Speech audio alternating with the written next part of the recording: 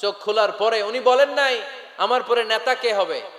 চোখ খোলার পরে সর্বপ্রথম কথাটি ছিল আসল্লান নাস, আমার নেতৃত্বে যে ফজরের নামাজটা শুরু হয়েছিল এটাকে ঠিকমতো তোরা পড়েছিলি? আমার নেতৃত্বে যে ফজরের জামাত শুরু হয়েছিল সেটা ঠিকঠাক মতো সমাপ্ত হয়েছিল কিনা আগে বল। আসল্লান নাস, নামাজটা হয়েছে কিনা বল। সুবহানাল্লাহ কইতে পারলেন না? This is Omar, hour super hero. নেতা অনেকগুলো লাগে না, এরকম নেতা একটাই যথেষ্ট যে গোটা বিশ্বকে কাঁপায় দিতে পারে। চিল্লায় বলো ঠিক কিনা? আমরা চাই আমাদের ছেলেগুলো উমরে ফারুকের মতো বড় হোক। আমরা চাই আমাদের ছেলে মেয়েগুলো খাব্বাব, খুবাইব, সাইয়েদনা আলী, উসমান, আবু বকর রাদিয়াল্লাহু তাআলা আনহুর অনুসরণে বড় হোক। ঠিক কিনা? আমরা একটা ওমর চাই যিনি আমাদেরকে সালাতের শিক্ষা দিয়ে গিয়েছেন, ইন্তেকালের আগে বলেছেন সাল্লান নাস। এজন্য আমরা যেন নামাজ কখনো নষ্ট না করি। আল্লাহর জমিনে দিন বাস্তবায়ন আসাদ্দুহুম ফি আমরিল্লাহি ওমর রাদিয়াল্লাহু তাআলা আনহুর মতো এত কঠোর কেউ ছিলেন না। তাই দিন বাস্তবায়নে আমরা যেন কাউরে ছাড় না দেই। সবার আগে আল্লাহর দিন, সবার আগে আল্লাহর কোরআন, সবার আগে আমার ইসলাম। ঠিক কিনা? চাইলেই কেউ এদেশ থেকে ইসলামরে মিটাই দিতে পারবে না।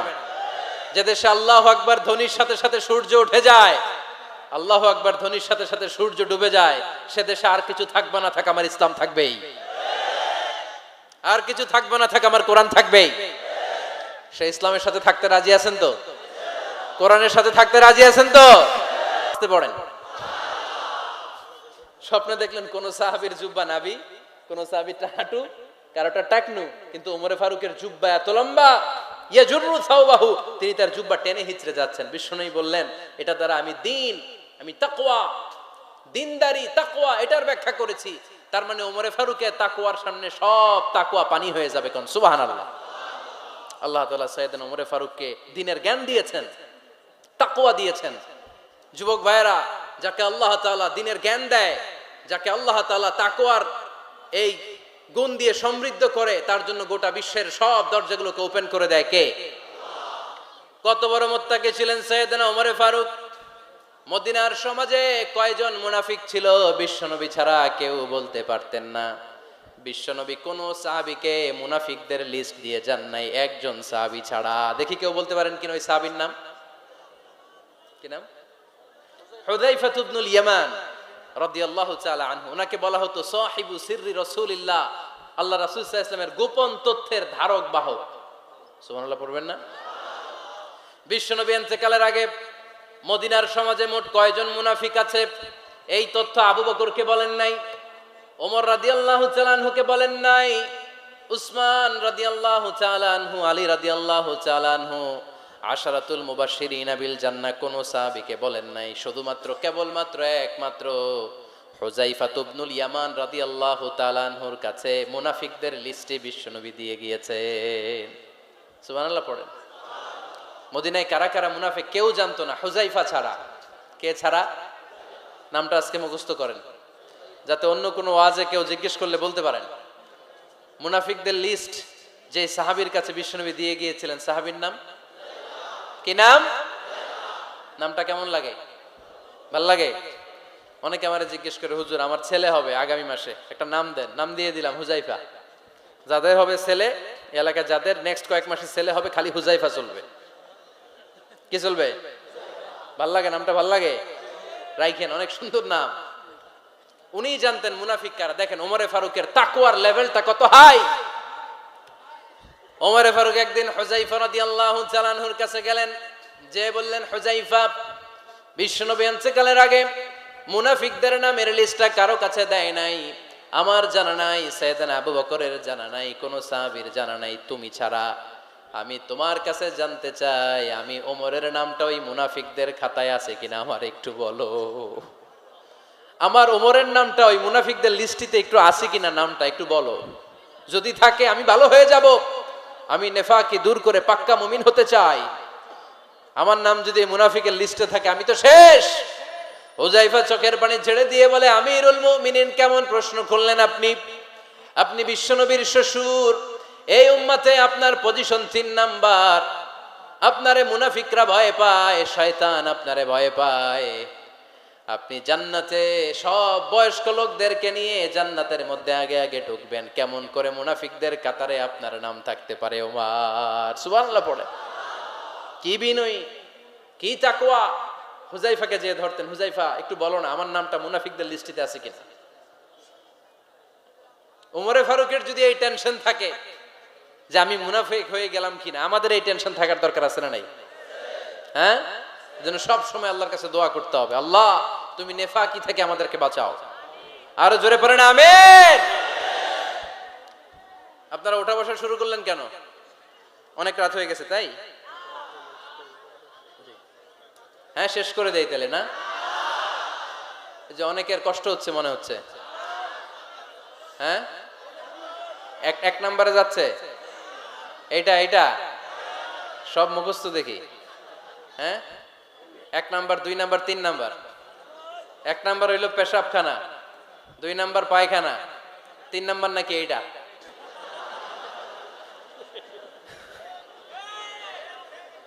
আছে না নাই? না। সিগারেট কোন মুসলমান খেতে পারে? সিগারেট হয় টোবাকো প্ল্যান্টস থেকে, তামাক পাতা। ফরিদপুরে চাষ হয় নাকি? হয়। কোন থানায় হয় বেশি? হ্যাঁ, তামাক ক্ষেত যারা দেখছেন কোনো বেড়া লাগানো লাগে? কারণ ছাগলও মুখ দেয় না। তো যেটা ছাগলে খায় না এটা কোনো মুমিন বান্দা খাইতে পারে? তো খান কেন এগুলো, এই পচা জিনিস? হ্যাঁ, এই পৃথিবীতে বিড়ি আর সিগারেটই একমাত্র খানা যেটা টয়লেটে ঢুকে খাওয়া যায়, তাই না? পৃথিবীতে সিগারেট আর বিড়ি একমাত্র খাবার। রাগ করবেন না যারা খান, রাগ করেন না। আবার একটু কমন সেন্সটা কাজে লাগানোর জন্য, চিন্তার জন্য বলতেছি। এটাই পৃথিবীর একমাত্র খাবার যেই খাবারের গায়ে এই খাবারের বদনাম লেখা থাকে, স্মোকিং কজেস ক্যান্সার। ধূমপান কর্কট রোগের কারণ, ধূমপান স্বাস্থ্যের পক্ষে ক্ষতিকারক, লেখা থাকে না? আচ্ছা ধরেন ফরিদপুরের একটা কোম্পানি নতুন চানাচুর বের করছে, ওই চানাচুরের গায়ে লেখা এই চানাচুর খাওয়ার 1 ঘন্টার মধ্যে বমি শুরু হবে আর ডায়রিয়া হবে। খাবেন? কি কইবেন? তুই খা। দোকানদারে কি কইবেন? তুই খা, তোর বমি হোক, তোর 14 গোষ্ঠীর ডায়রিয়া হোক, আমি টাকা দিয়ে এগুলো কিনবো না, ঠিক কিনা? কারণ এই প্রোডাক্টের গায়ে এই প্রোডাক্টের বদনাম লেখা, এটা আমরা কিনবো কেন? কিন্তু সিগারেটের উপরে সিগারেটের বদনাম লেখা থাকার পরেও আমরা খাই, টয়লেটে বসে খাই। আহা, এটার মধ্যে একটা পয়জন আছে, এটাকে বলে স্লো পয়জন, নিকোটিন। এটা আপনার লাং ফুসফুসকে শেষ করে দিবে, স্লো পয়জন। সিগারেট খাওয়া অনেকটা আত্মহত্যা শামিল। বিষ খেলে সাথে সাথে মরে, সিগারেট খেলে ধুকে ধুকে মরে। আর সিগারেট থেকে হিরোইন, গাঁজা, ফেন্সিডিল, ইয়াবা, ম্যারিজুয়ানার পথে মানুষ পথ বাড়ায়, পা বাড়ায়, তাই না? এগুলো খাবেন না। ওয়ালা তুলকু আইদিকুম ইলা তাহলুকা, নিজে নিজেকে স্বেচ্ছায় ধ্বংসের দিকে ঠেলে দিও না। জীবনটা অনেক সুন্দর, জীবনটা অনেক রঙিন, আল্লাহর দেয় জীবনটাকে উপভোগ করার দরকার আছে না নাই? এই জন্য সিগারেটকে এই ফরিদপুরের প্রোগ্রাম থেকে আমরা আজকে নো বলে দিলাম। কি বলে দিব? আওয়াজ করে সবাইকে আমরা সবাই একসাথে বলবো, সিগারেটকে কি বললাম? মনে থাকবে না? মাহফিলের প্যান্ডেল থেকে বাইর হয়ে আবার ইয়েস, হ্যাঁ না, ইয়েস করা যাবে না। সিগারেটকে কি বললাম? নো। ওমর ফারুক রাদিয়াল্লাহু তাআলা আনহু আমাদের সুপার হিরো, আমাদের সবাই বলেন আমাদের। উনি কত বড় সুপার হিরো শুনেন। উনি জুমার খুতবা দিচ্ছেন। কি দিচ্ছেন? মসজিদে নববীতে। খুতবার মাঝখানে হঠাৎ বললেন, ইয়া সারিয়াতাল জাবাল, ইয়া সারিয়াত ইবনে জানিমিল জাবাল। এই কথা বলেই আবার খুতবা দিতে শুরু করলেন। ওনার এই ইয়া সারিয়াত ইবনে জানিমিল জাবালের সাথে আগের কথারও কোনো মিল নাই, পরের কথারও কোনো মিল নাই। জুমার নামাজের পর মুসল্লি সাহাবারা ধরলেন, বললেন, ইয়া আমিরাল মুমিনিন। খুতবার মাঝখানে হঠাৎ করে ইয়া সারিয়াত ইবনে জালিমিল জাবাল বলে আপনি চিৎকার করলেন কেন? আপনার এই বাক্যের সাথে আপনার খুতবার আগের বাক্যের কোনো মিল নাই, আপনার খুতবার পরের বাক্যেরও কোনো মিল নাই। এই কথা আপনি কারে বললেন, কারে উদ্দেশ্য করে বললেন, এই কথার তাৎপর্য কি আমাদেরকে বুঝিয়ে বলেন। ওমরে ফারুক বললেন, আমি যখন খুতবা দিচ্ছি আমি দেখতে পেলাম ওই যে কয়েক মাস আগে আমি আমার মুসলিম সেনাবাহিনী পারস্যে আক্রমণের জন্য পাঠিয়েছি, বর্তমান ইরানের ওই বিশাল এলাকাতে পারস্যে আমি আমার ব্যাটালিয়ন পাঠিয়েছি। আমি হঠাৎ করে দেখতে পেলাম আমার মুসলিম বাহিনীর সেনাপতি যুদ্ধের এক পর্যায়ে তার ডানে আছে উপত্যকা, বায়ে আছে পাহাড়, সে পাহাড়ি রাস্তা ছেড়ে দিয়ে উপত্যকার দিকে যেতে শুরু করেছে।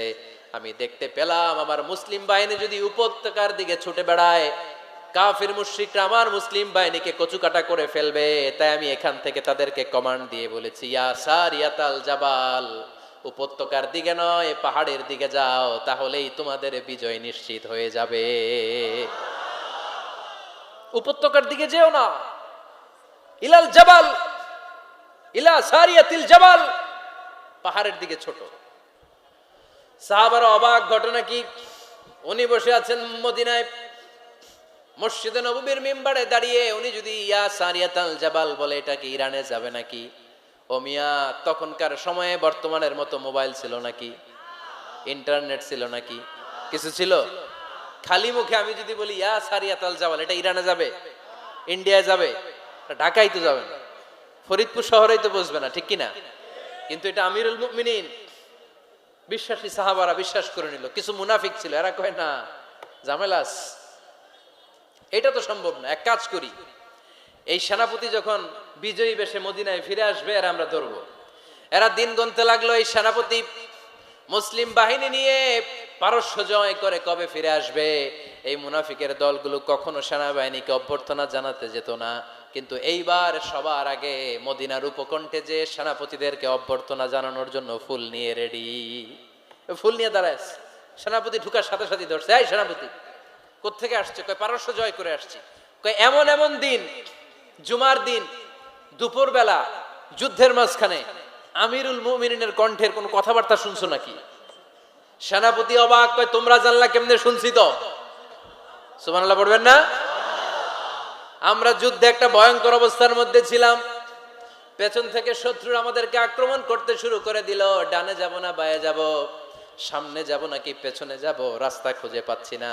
ডান দিকে ছিল আমাদের উপত্যকার রাস্তা, বাঁ দিকে ছিল পাহাড়ি পথ। আমরা সোজা পথ হবে মনে করে উপত্যকার দিকে ছুটতে আরম্ভ করলাম।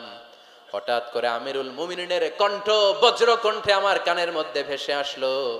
আমার মনে হলো আমিরুল মুমিনিন কেমন যেন আমাকে কমান্ড দিচ্ছেন আর বলছেন, ইয়া সারিয়াতাল জাবাল, ডান দিকে উপত্যকার পথে নয়, তাড়াতাড়ি পাহাড়ের দিকে সৈন্যবাহিনী নিয়ে উঠে যাও। পাহাড়ের দিকে, ডানে না, this is wrong track and this is the right track.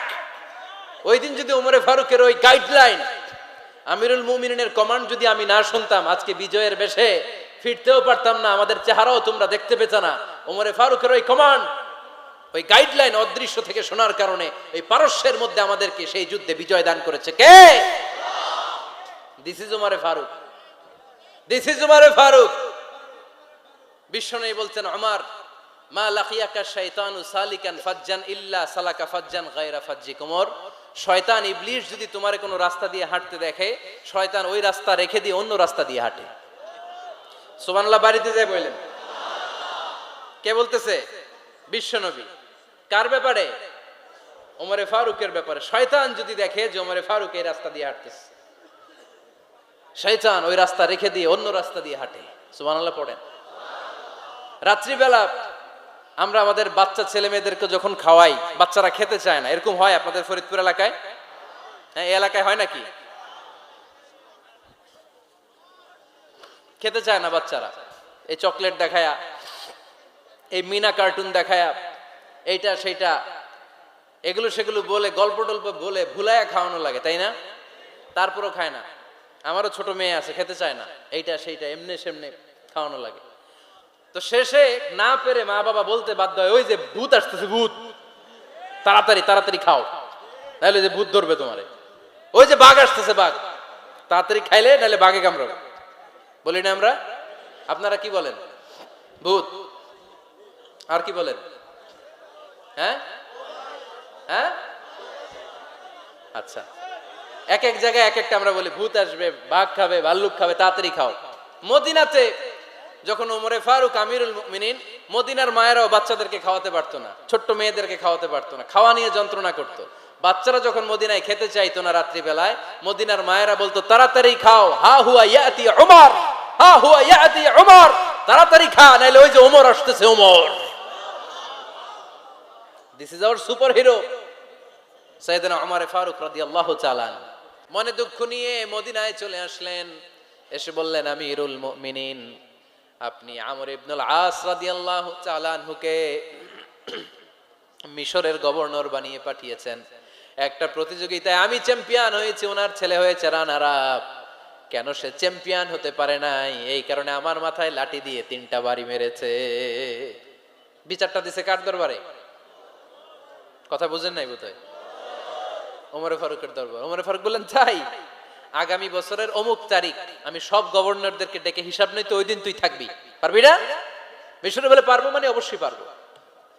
ওই দিন 7 রাজ্য থেকে 7 গভর্নর হাজির, গভর্নরদের ছেলেরাও হাজির, মিশরীয় হাজির। 7 গভর্নরের কাছ থেকে 7 এলাকার খোঁজ খবর নেয়ার পরে ওমরে ফারুক বললেন, আইনাল মিসরি, মিশরি লোকটা কই, এদিকে আয়। মিশরি সামনে আসার পরে বলল, আমর ইবনুল আস, তুমি মিশরের গভর্নর, তোমার ছেলে সহ তুমি আসো। আমর ইবনুল আস এসে সামনে বসে রইলেন। এবার বললেন, ও আমর ইবনুল আসের ছেলে, তুমি নাকি ইবনুল আকরামিন গভর্নরের ছেলে, তুমি যা বলবা মিশরে নাকি তাই হবে, তোমার নাকি অনেক দাপট। নিজে একটা লাঠি এনে মিশরীর হাতে দিয়ে বলল, এবার তোর মাথায় যতটা মারছে তুই ততটা গুনে গুনে মার, আমি দেখবো।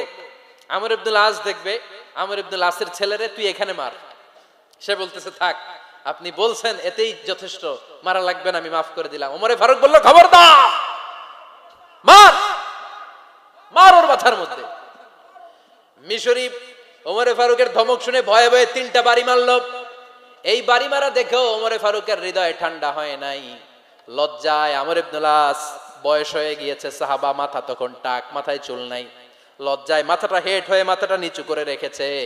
এবার রাগের চোটে ওমরে ফারুক বললেন, এবার আমর ইবনুল আসের টাক মাথার মধ্যে একটা মার, মার।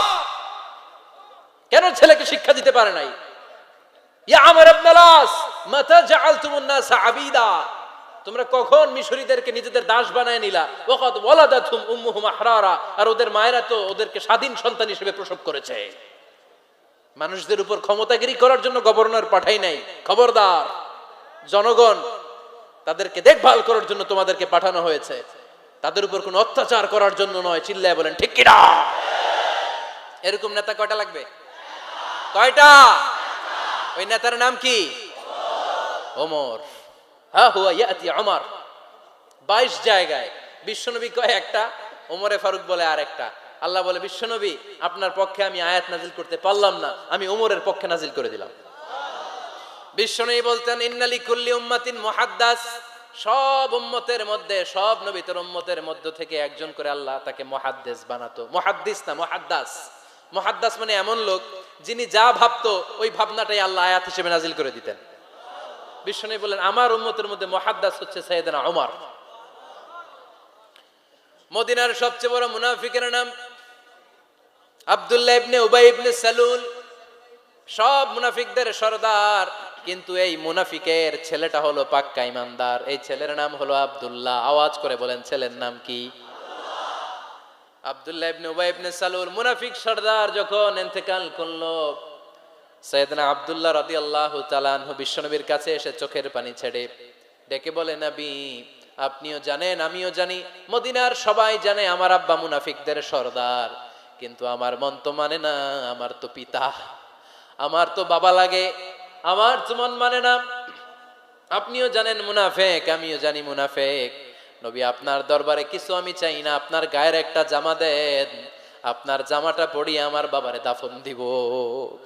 এর উসিলায় যদি আমার আব্বারে আল্লাহ মাফ করে দেয়, দয়ার নবী, মায়ের নবী জামা খুলে দিয়ে দিলেন। পড়েন সুবহানাল্লাহ।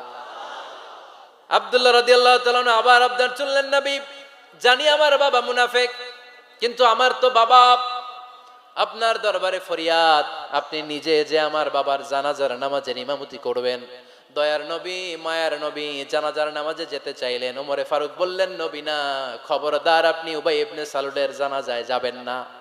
বিশ্বনবী জোর করে যেতে চাইলেন। সাইয়েদনা ওমরে ফারুক বিশ্বনবীর জামা পেছন থেকে টেনে ধরলেন। আল্লাহু আকবার, টেনে ধরলেন, যাবেন না আপনি। ওমরে ফারুকের হাত থেকে হ্যাচকা টান মেরে জুব্বা টান দিয়ে বিশ্বনবী জানাজায় চলে গেলেন। রব্বুল আলামিন আয়াত নাজিল করলেন, ইস্তাগফির লাহুম আও লা তাস্তাগফির লাহুম ওয়া ইন তাস্তাগফির লাহুম ৭০ মাররাতান ফালান ইয়াগফিরাল্লাহু লাহুম। নবী গো, একবার নয়, দুইবার নয়, ৭০ বারও যদি এই মুনাফিকের জন্য আপনি ক্ষমা চান, তার জন্য ক্ষমা নাই, তার জন্য আছে জাহান্নাম। ওয়ালা তাকুম, আপনি যাবেন না আলা কবরি, কখনো তাদের জানাজায় যাবেন না। এই যে একটা ভুল করে ফেলছেন, এটা এইবারই শেষ, এরপরে আর যাবেন না। সাইয়েদনা ওমরে ফারুকের পক্ষে আল্লাহ তাআলা কোরআনের আয়াত নাজিল করে দিলেন। চিল্লায় পড়েন আল্লাহু আকবার। এভাবে 22টা জায়গায় ওমরে ফারুক যা বলেছে, এটা নিয়ে একটা আলাদা আলোচনা হইতে হবে, আলাদা একটা আলোচনা লাগবে যে 22টা আয়াতে আল্লাহ তাআলা বিশ্বনবীর পক্ষে কোরআনের আয়াত নাজিল না করে সাইয়েদনা ওমরে ফারুকের পক্ষে আয়াত নাজিল করেছেন। চিল্লায় পড়েন সুবহানাল্লাহ। ওই ওমরে ফারুককে আমাদের মডেল বানানোর দরকার আছে না নাই? ওই ওমরে ফারুকের জীবনী আমাদের ছেলে মেয়েদেরকে পড়ানোর দরকার আছে না নাই? আমাদের ভবিষ্যৎ প্রজন্ম এগুলো জানে না।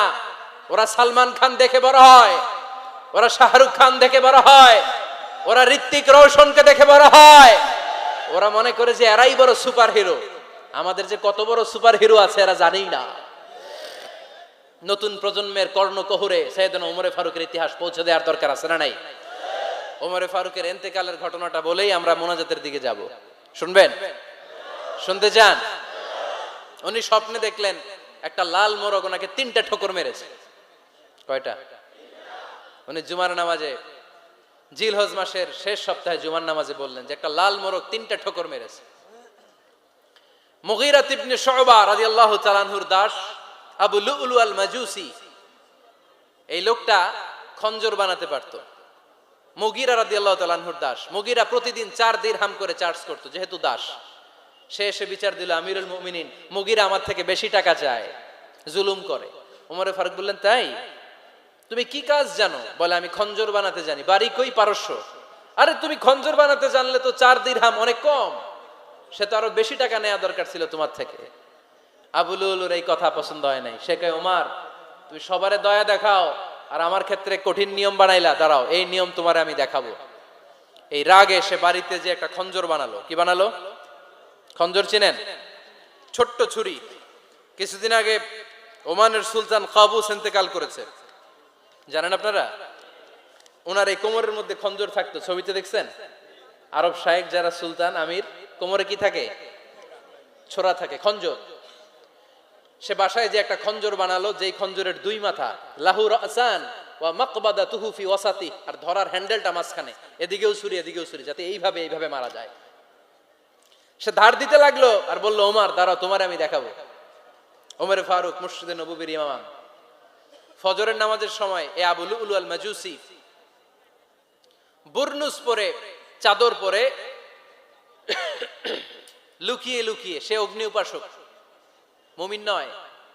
ওমরে ফারুককে অ্যাটাক করার জন্য গেলেন মসজিদে নববীতে। ওয়াকানু ইউসাল্লুনা বিগালাস, তখন ওনারা অন্ধকারে নামাজ পড়তো। নামাজের সময় যখন হলো, লুকিয়ে লুকিয়ে প্রথম কাতারে ওমরে ফারুকের পিছনে মুয়াজ্জিনের পাশেই দাঁড়ালো, হাতে খঞ্জর। একামত হলো, ওমরে ফারুক সালাত শুরু করলেন, ফজরের সালাত। আল্লাহু আকবার। নামাজ শুরু করলেন, সূরা ফাতিহা বললেন। আরেকটা সূরা যখন পড়তে যাবেন, in the mean time Abu Lulu এই খঞ্জর নিয়ে ওমরে ফারুকের বুকের মধ্যে 3টা স্টেবিং করলেন। একটা মারলেন নাভির নিচে, মারার সাথে সাথে পাকস্থলী কেটে গেল। আরেকটা মারলেন পাজরে, পাজর ছিঁড়ে গেল। 3টা মারার পরে ওমরে ফারুক বললেন, কাতালানি আল কাল, এক কুকুর আমাকে মেরে ফেলেছে। পেছন থেকে এক সাহাবীকে টান মেরে সামনের দিকে নিয়ে গেলেন, তুমি নামাজের ইমামতি করাও। আর ওমরে ফারুককে বাকিরা ধরাধরি করে পেছনে নিতে আরম্ভ করলেন। আর এই আত্মাই আক্রমণ যে করেছে, সে কাতারের মাঝখান দিয়ে যেতে আরম্ভ করলো আর 2 দিকে ছুরি মারতে আরম্ভ করলো। 13 জন সাহাবীর গায়ে ছুরি মেরেছে, 7 জন সাহাবা স্পট ডেথ, জায়গায় মৃত্যু। এই ভয়ঙ্কর অবস্থা দেখে এক সাহাবী বুরনুস, এক ধরনের জুব্বা আছে মাথাওয়ালা, অনেকে জ্যাকেট পরছেন না এরকম মাথাওয়ালা, লম্বা জুব্বা আছে, আরবরা শীতে পরে মাথাওয়ালা। এই মাথাওয়ালা জুব্বা বের করে এক সাহাবী জালের মতো তার দিকে উড়ায় মারল। ওই বুরনুসের মধ্যে পেঁচিয়ে আবু লুলু মাটিতে পড়ে গেল আর সুইসাইড করে ফেললো, নিজের বুকে নিজে মেরে আত্মহত্যা। যেই সাহাবীকে ইমামতির জন্য দাঁড় করালেন, উনি ছোট্ট সূরা দিয়ে প্রথম রাকাতে সূরা আল কাউসার, দ্বিতীয় রাকাতে সূরাতুল ইখলাস দিয়ে নামাজ শেষ। ওমরে ফারুক বেহুশ। ওমরে ফারুক কি? হ্যাঁ, বেহুশ। সবাই কান্নাকাটি করতেছে, সবাই দেখতে গেলেন, এখন হুঁশ ফিরে না। মুখের মধ্যে মুখ খুলে রাষ্ট্রের চিকিৎসক মুখের মধ্যে দুধ দিলেন, ওই নাভি দিয়ে দুধ বের হয়ে যায়, পাকস্থলী কেটে ওখান দিয়ে দুধ বের হয়ে যাচ্ছে। তারা বললো ওনারে বাঁচানো সম্ভব না, দেখেন হুঁশ ফিরে কিনা। হুঁশ ফিরলে ওনার পরে কে আমির হবে, উনি যেন প্যানেল ঠিক করে দিয়ে যায়। সবাই তাকিয়েছে ওমরে ফারুকের চোখের দিকে। আল্লাহর মেহেরবানিতে ঘন্টা খানিক পরে উনি চোখ খুললেন। চোখ খোলার পরেই বলেন নাই ও মা আমি মরে যাই। চোখ খোলার পরে উনি বলেন নাই কে মারলো আমারে।